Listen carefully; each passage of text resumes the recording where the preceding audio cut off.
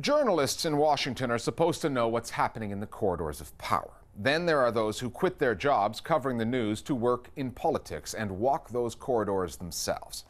And it's a well-worn path. Since President Obama took office, a record number of journalists, 16, have taken up jobs in his administration. Politicians and the reporters who cover them are supposed to have an adversarial relationship.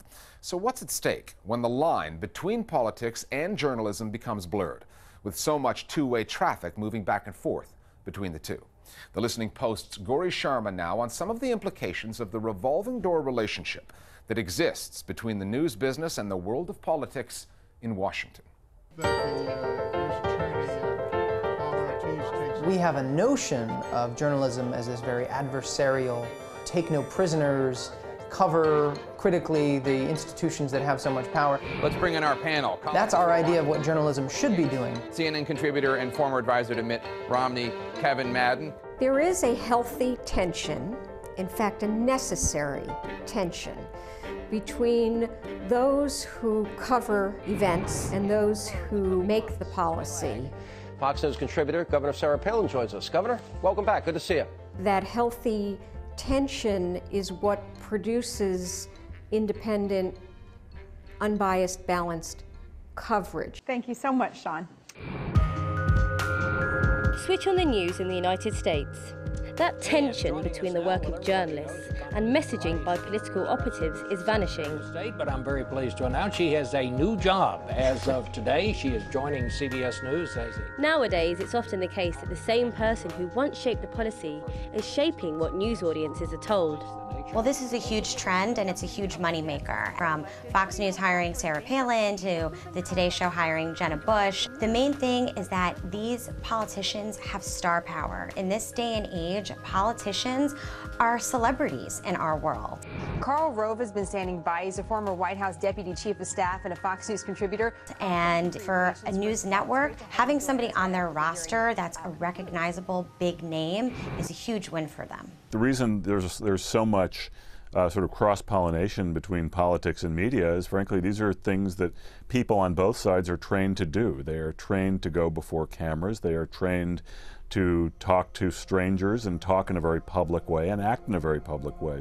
Bill Clinton's passed his character test throughout his life and throughout this campaign. George Stephanopoulos is a great example of someone who moved in the other direction. He was sort of a cult-like figure within the Bill Clinton campaign for president in 1992. He is now probably one of the top dog, on-air personalities at ABC. Are you confident you can convince Congress not to pass new sanctions? These are people who have traded on their notoriety that they got through government and have become media stars. It's one of these situations where you realize that maybe TV journalism is a little bit more like acting.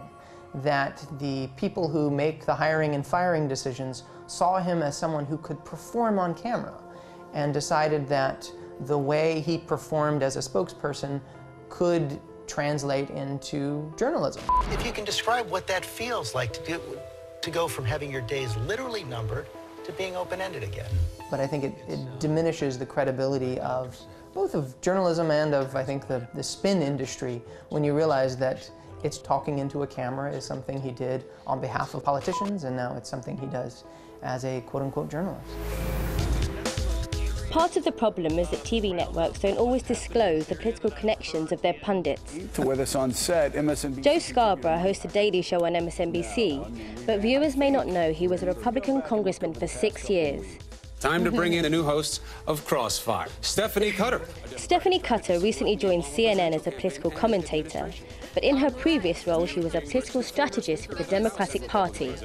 And Frank Luntz, who has a contract with Fox News and CBS, I'm fine, Sean. Good to see you. is also a strategist and pollster for the Republican Party. The Listening Post got in touch with CNN, ABC, MSNBC, Fox and CBS regarding the story. Only ABC responded, choosing not to comment. Tara Sonnenschein spent a year working in the Obama administration. She also served under President Clinton. In between those two jobs, she spent more than 10 years at ABC News.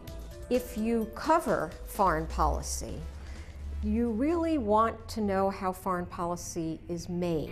A journalist knows how to explain stories, and I thought it would be very valuable to help in the communicating of U.S. foreign policy.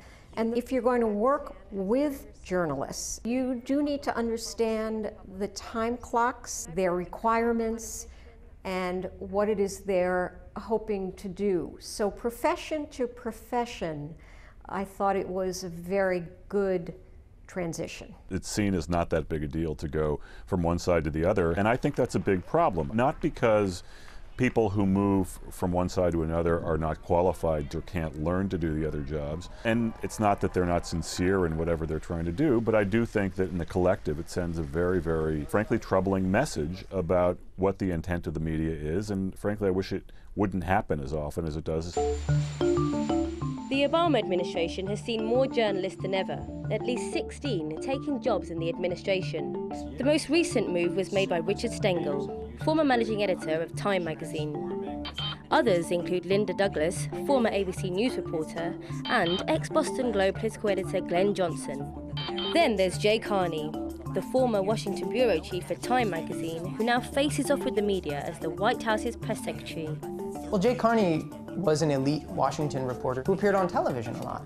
So I think that made him an attractive selection for the White House. They wanted a press secretary who was, I think, familiar to viewers, and I think that's where this phenomenon can get a little, especially dicey. When Obama was first running for office, his message was so carefully crafted to the public, and that was because he had so many journalists and members of the media on his team from day one. President Obama, having journalists on the inside is allowing him to convey the message in the way that he wants. It's a fine line that a lot of these journalists walk, but as we we learned in the Iraq War and the run-up to that, the journalists who I think did the most harm were the journalists who were closest to the powerful sources who were feeding them information. The journalists who did the best work, who were more confrontational, who were more skeptical, were the furthest removed from the corridors of power. It doesn't mean that journalists who are very close to sources within the government can't do good journalism, but I think it makes it more difficult. One could argue that it was a journalist that got Barack Obama to the White House in the first place. A former reporter for the Chicago Tribune, David Axelrod joined Team Obama in 2003 when he was still in the Senate. As his chief strategist and media advisor, Axelrod is credited by many in DC for masterminding Obama's election win in 2008. 4 years later, he quit the White House, but has he really quit his job? Axelrod is now employed by the MSNBC News Network. Joining us now is David Axelrod, former senior advisor for President Obama, now an NBC and MSNBC senior political strategist. Did you get that? The anchorwoman called Axelrod MSNBC's political strategist. Senior political strategist? But actually, that was a slip of the tongue. David Axelrod is the network's political analyst, and if the anchorwoman is confused, imagine how viewers feel. More Global Village voices now on the revolving door between media and politics in the United States.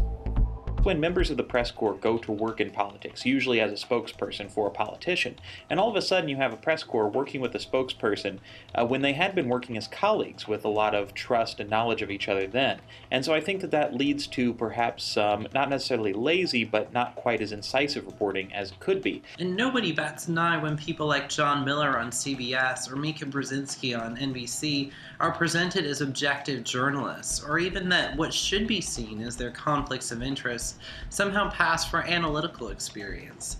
Meanwhile, the independent journalists who criticize the government and act as a true watchdog to the government can expect at any time, under any administration in the last decade, to be fully scrutinized by the people who claim to be their peers in the field of journalism.